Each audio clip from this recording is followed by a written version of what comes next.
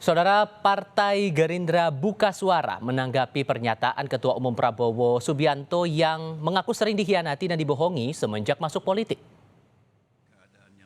Pernyataan Prabowo Subianto yang mengaku sering dikhianati dan dibohongi ini disampaikan saat perayaan HUT ke-15 Partai Gerindra. Prabowo menegaskan kepada kadernya untuk menerapkan politik santun dan tidak boleh berkhianat atau menipu. Prabowo mengklaim Gerindra berpolitik tidak dengan cara kotor atau berbohong. Kita harus memberi contoh sifat kesatria. Kita harus memberi contoh sikap yang benar. Kita harus memberi contoh bahwa ikut politik bersama Gerindra itu adalah politik yang lurus, politik yang benar, politik yang tidak pernah mau berkhianat, tidak pernah mau menipu. Ada yang mengatakan politik itu kotor, silahkan. Kita memilih politik yang bersih, politik yang lurus. Ketua Harian DPP Partai Gerindra Sufmi Dasko Ahmad menjelaskan maksud pidato Ketua Umum Gerindra Prabowo Subianto yang mengaku sering dikhianati dan dibohongi. Dasko menyebut secara umum politik dinamis, ada perjanjian tak ditepati meskipun tak merujuk pihak yang dimaksud. Gerindra turut meminta tidak perlu ada pihak yang terbawa perasaan alias baper dengan pernyataan Prabowo itu.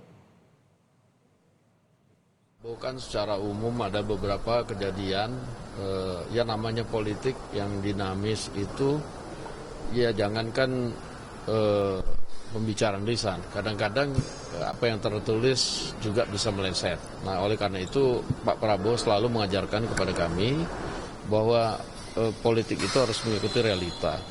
Jadi jangan kemudian kita menjadi baper karena kemudian ya ini kan berapa kali juga ada yang tertulis menyatakan ini itu tapi kemudian nggak ditepati ataupun pembicaraan lisan kan seringkali begitu. Pak Prabowo mengajarkan kepada kami selalu untuk ya berbesar hati. Yang penting kita nggak begitu kan.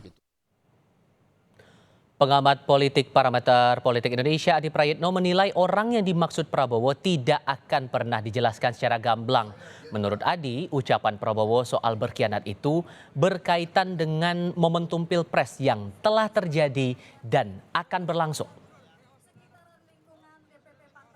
Saya kira publik tidak akan pernah tahu pasti soal siapa sebenarnya yang disebut melakukan pengkhianatan terhadap Prabowo Subianto, karena publik kan hanya melihat dari jauh yang mungkin saja interpretasi dan tebakan-tebakannya itu jauh lebih melenceng.